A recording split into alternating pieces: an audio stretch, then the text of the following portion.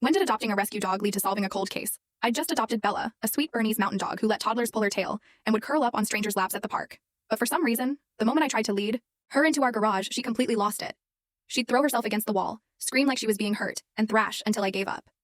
The first time, she yanked the leash from my hand, bolted, and slammed into my car so hard she left a dent in the passenger door. I figured she just needed time to adjust, but after 3 months of carrying a 90-pound dog through the front door every single time we went anywhere, my back was killing me and my neighbors thought I was nuts. Then things turned scary. My 8-year-old daughter went to grab her bike from the garage and Bella lunged at her, growling, teeth bared, like she was defending us from something dangerous. She had never shown an ounce of aggression before, so I knew something was wrong. I tried everything, even paid $300 for a dog behaviorist who claimed Bella probably had garage trauma. Not helpful. She was fine in my parents' and brothers' garages. But at our house, she'd freeze at the threshold and stare at one specific corner, growling under her breath. One night, I watched her do this for 20 minutes straight before I finally decided to figure out what she was sensing. I started pulling everything out of the garage. When I got to the back wall, I noticed part of the drywall looked off. I knocked. It sounded hollow. I grabbed a hammer and smashed through. Behind the wall was a hidden room about 6 feet wide.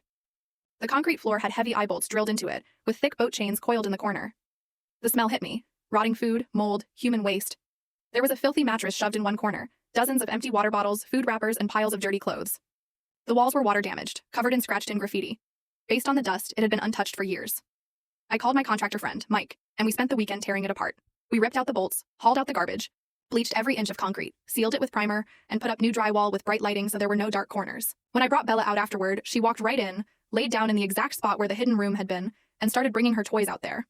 My daughter could grab her bike without being snarled at, and the garage felt normal. Again. While sweeping up the last of the debris, I found something wedged behind an old wall stud. A purple hair tie with a silver charm reading, Chelsea 2017 Love Mom. The metal was scratched, like it had been rubbed over and over. Tangled. In it were long strands of purple hair ripped out at the root, bits of scalp still attached. My stomach dropped. Years ago, I'd seen missing person flyers for a girl named Chelsea, with purple streaks in her hair. The flyer said she was sweet and bubbly, and would never leave without saying goodbye to her mom. I called the police and showed them the photos I'd taken of the hidden room before demolition. The detective went quiet, then sent a forensics team. DNA testing confirmed it. Chelsea had been in that room. She'd been missing for 5 years. People thought she'd run away with an online boyfriend, but the previous owner of my house had been her ex. He seemed so normal when we bought the place, helped us move furniture, brought my daughter cookies. The detective said my find was enough to finally get an arrest warrant. Then he asked if I'd found any teeth. Apparently the guy liked keeping trophies. I wasn't expecting a happy ending, but to my shock, they found Chelsea alive, living under a fake name 3 states away. Her ex had kept her in my garage for 3 months before she escaped when he forgot to lock something properly. Her mom had spent 5 years thinking her daughter had abandoned her, until a rescue dog wouldn't step foot in a garage.